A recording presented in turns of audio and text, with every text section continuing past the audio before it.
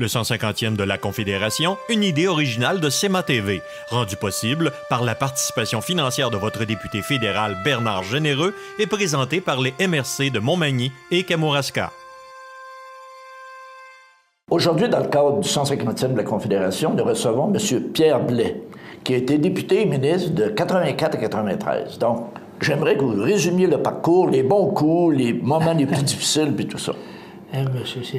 C'est pas évident. Quand vous m'avez appelé pour me demander ça, je fouillais un peu dans ma mémoire. Là, mais moi, j'ai été élu en 84 avec... c'est une vague là, que M. Mulroney, qui était le premier ministre à l'époque, avait créée. Et je faisais pas de politique. J'étais intéressé à la politique, mais j'en faisais pas. Et disons que l'individu me plaisait parce que il voulait rapatrier. Pour les jeunes aujourd'hui, se rappelleront pas de ça, mais on voulait rapatrier le Québec dans la Fédération canadienne. En 82, on avait manqué le rendez-vous, puis il y avait tout un sentiment des Québécois qui se sentaient un peu de côté. Puis M. Mulroney avait dit je veux qu'on ramène le Québec dans l'honneur et l'enthousiasme, c'était l'expression utilisée. Et ça m'avait convaincu, puis j'ai décidé de faire campagne dans Bellechasse. C'était à Bellechasse dans le temps. Ça commençait à côté de Lévis, à Beaumont, puis ça allait jusqu'à Saint-Roch-des-Aunais, le comté, puis jusqu'à la frontière américaine. Grand territoire du kilométrage. C'est encore beaucoup plus grand, parce que celui qui est là maintenant, ça va jusqu'à Rivière-du-Loup, puis c'est des comtés qui ont pas d'allure. À l'époque, c'était plus grand que la Belgique. Puis là, maintenant, ça va être... C'est à d'être la grandeur de la France, le comté de Bellechasse. Bien, ça s'appelle plus... Je ne sais plus comment ça s'appelle. C'est Montmagny, Kamouraska... Montmagny, Lillette, Kamouraska, Rivière-du-Loup. C'est des noms qui finissent plus, là. En tout cas, j'ai adoré ça. J'avais une 60aine de municipalités. Puis je me suis retrouvé au Parlement. Puis le premier ministre m'a tout de suite confié de responsabilité. Il m'a nommé secrétaire parlementaire à l'agriculture, puis je présidais le caucus agricole. En tout cas, je me suis occupé d'agriculture tout de suite. Mon père était agriculteur à Berthier, une petite terre, là, des terres des années 50-60. Mais je connaissais pas l'agriculture à fond, mais je connaissais le milieu des milieux agricoles puis les gens. Alors, il m'avait confié cette responsabilité-là, puis il m'a nommé ministre d'État à l'agriculture rapidement. Puis à l'époque, vous vous rappellerez, et ça a été le premier défi qu'on a eu, puis je pense que vous m'avez demandé des bons coups, c'est que le premier ministre avait... C'est pas le premier, parce qu'on en a eu plusieurs, mais c'est un parmi d'autres. Il voulait avoir un accord de libre-échange avec les États-Unis puis avec le Mexique.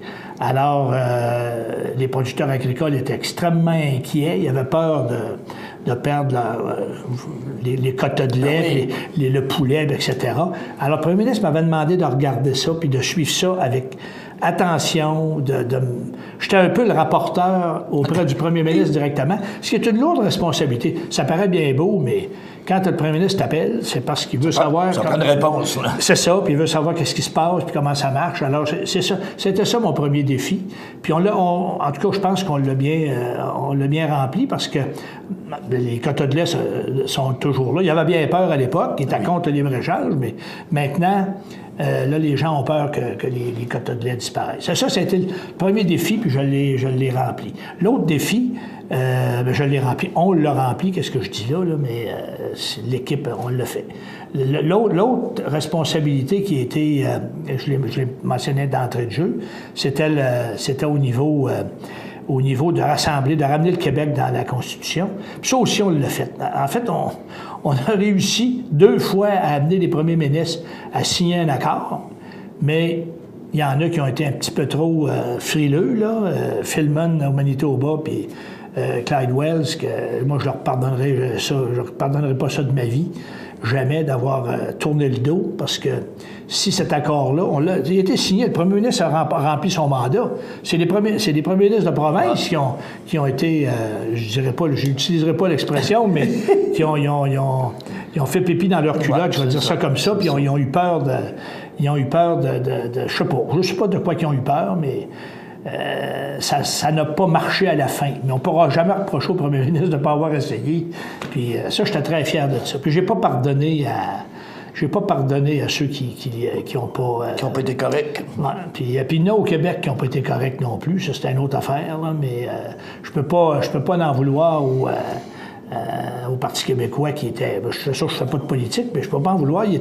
Eux, ils voulaient l'indépendance, puis ils la veulent toujours. Alors, ils n'étaient pas vraiment d'accord avec cet accord-là. Mais à l'époque, c'était ça qui était la chose à faire, puis on l'a fait. Vous avez été à la justice aussi.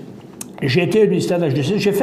Le premier ministre était très bon pour moi. Il m'a confié plusieurs responsabilités. Il m'a toujours laissé à l'agriculture. Pendant tout le temps que j'étais là, pendant les 9 ans. La job est bien faite, on le laisse là. Je t'occupe de ça, mais il m'a donné aussi... J'étais solliciteur général. À l'époque, c'est comme le ministre de la Sécurité publique.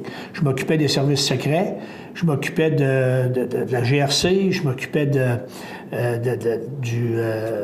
la Commission des libérations conditionnelles et des pénitenciers. C'était une grosse responsabilité. Je m'en suis occupé pendant une couple d'années. Après ça, il m'a confié le ministère. Ça s'appelait Consommation puis Affaires commerciales. À l'époque, c'était la loi de la faillite que j'ai réformée sur une période de 3 ans. La loi sur la concurrence... les poids et mesures. On avait puis la protection des consommateurs au niveau fédéral, ce qui est toujours c'est encore une problématique aujourd'hui. Regardez, les gens se plaignent, les taux d'intérêt des banques, etc. Et j'ai eu ça en même temps que je faisais l'agriculture. Puis à un moment donné, là, le premier ministre m'a dit, bien là, tu t'en vas à la justice. Ça, pour un avocat comme moi, un petit avocat je ne devrais pas dire ça parce qu'un avocat, qu'il soit de la campagne ou de la ville, c'est un avocat. Un avocat, c'est toujours un avocat. Alors, j'étais un avocat de Montmagny, puis de devenir ministre de la Justice au fédéral, c'est un honneur, un privilège exceptionnel. Oui. Le premier ministre m'a fait une grande confiance, puis j'ai été battu à l'élection pendant que j'étais ministre de la Justice. Alors là, j'ai réussi à passer 2 projets de loi dont je suis bien fier. C'est celui du harcèlement criminel. Et le harcèlement criminel, ça, c'est souvent les hommes là, qui commettent ce crime-là plus que les femmes. C'est les hommes qui vont suivre leur femme, vont l'attendre, puis sans faire de menaces directes, sans le menacer avec une arme, ils vont simplement lui faire peur. Par exemple, stationner devant la maison, téléphoner, pas parler, puis des petites choses. C'était quelque chose qui était partout au Canada, les policiers nous le demandaient, les ministres des provinces aussi. Alors, c'est moi qui l'ai passé, cette loi-là. J'étais très content de ça. On n'en fait pas des centaines de projets de loi, mais... et l'autre, ça a été celui de la pornographie juvénile. Ça a été la première loi qui a touché la pornographie juvénile. C'est moi qui l'a fait passer, adopté par le Parlement. Donc, ça a été une belle carrière. Ça a été des journées, des semaines et des années très bien remplies. Oui, parce que j'étais aussi député de Bellechasse. Je venais ici, les gens le savaient à la radio puis à la télévision. J'étais de Montmagny puis de... Beaucoup d'heures, beaucoup de kilométrage. Ah, bon, puis ma famille... Très peu de sommeil. Ouais, il fallait... Ça doit être là que j'ai appris à ne pas dormir des nuits, parce que je suis encore pareil aujourd'hui. J'ai de la misère à faire mes nuits. Mais les gens ici sont tellement chaleureux, les gens du comté...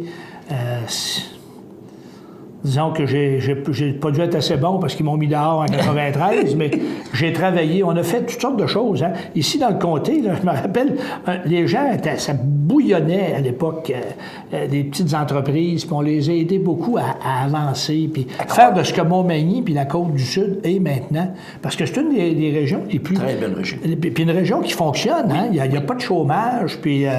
j'ai pas de chômage. Il y a un peu de chômage, mais comparé au reste du Canada, c'est une des régions qui est les plus développées puis dynamiques sur le plan économique. Puis c'est les gens d'ici qui le font.